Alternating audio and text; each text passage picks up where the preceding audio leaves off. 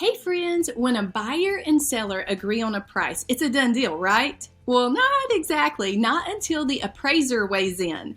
Unless it's a cash offer, an appraiser, which is an unbiased professional, will come out and assess the value of the home.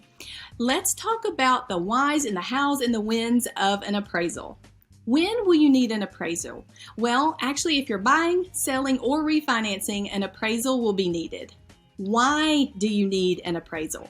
Well, if you're borrowing money, it's most likely going to be required. Most lenders actually require an appraisal to be done so that they can make sure that the borrower is not actually taking out a loan that's much more than what the property is actually valued.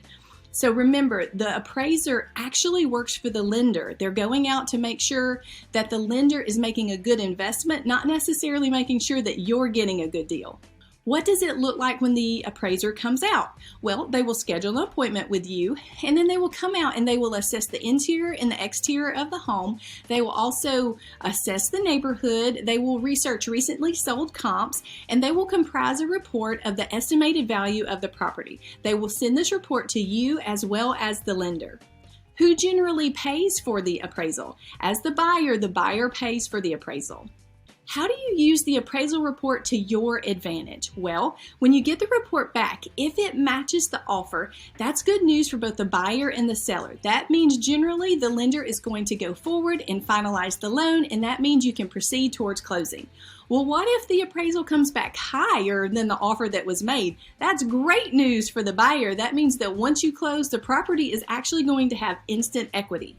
Well, what if the appraisal comes back short? Well, there's a few options. It's not ideal, but there are a few options you have to work with. So you can actually get with your realtor and renegotiate the contract price.